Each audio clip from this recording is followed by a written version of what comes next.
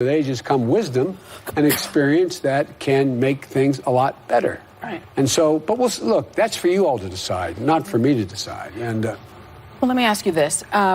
You've also been criticized about your interactions with women. 7 women accused you of touching them without their permission. While they didn't say it crossed the line into sexual harassment, they did say that you made them feel uncomfortable. And many have been critical about how you've handled it since the accusations. Even Speaker Nancy Pelosi said this. She said, to say I'm sorry you were offended is not an apology. It's I'm sorry I invaded your space. Now, you have come out and said, I get it, especially because we're in a different time now. We're in the Me Too movement.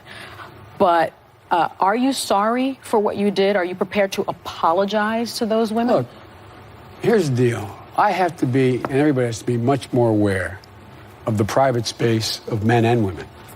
It's not just women, but primarily women. And I am much more cognizant of that. But I am so, like, for example, I actually thought in my head when I walked out here, I mean, do I... I know, we're friends. It's tricky. No, but I have to be aware of it. So I have to be more cognizant, and we all have to be more. A woman or a man has a right to say, particularly women, say, no, this is not my space. And they shouldn't have to say no. I should be able to read better. But I have never in my life done anything in approaching a woman that has been, other than trying to bring solace. I'm used to, like, one of your staff was producers, or I'm not sure who it was backstage, saying, I remember you're the only guy last time you get up and you walked into the audience and talked to people. Yeah. Mm-hmm. I'm used to, I think it's really important we listen. I think those who are elected officials, it's important they listen and understand what people are going through and what they're concerned about, and let them know that you know. And so I don't think that's old-fashioned or no. I think it's everybody, we should be doing that.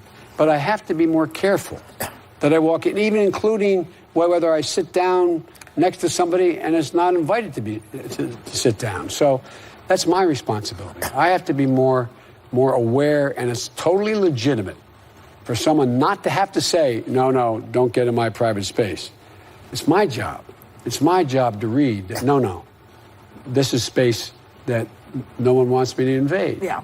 But anyway, I think it's legitimate, and I think it is.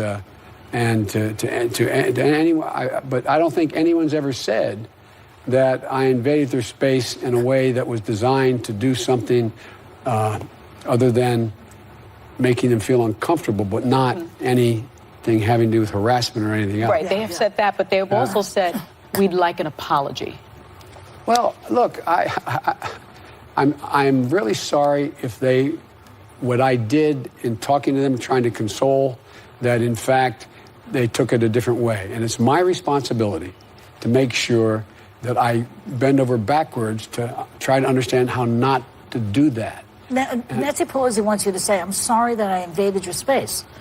Sorry I invaded your space. I mean, I'm sorry this happened. Yeah. But I'm not sorry in the sense that I think I did anything that was intentionally designed to do anything wrong or be inappropriate. It was inappropriate that I didn't understand, that I assumed.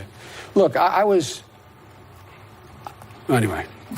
But you know what, too, there's also so many people that in a moment of need, when they needed consolation, when they needed encouragement, when they needed a hug, have been happy to get that from Joe Biden, who turned his grief into empathy. They've said that as well. Yeah.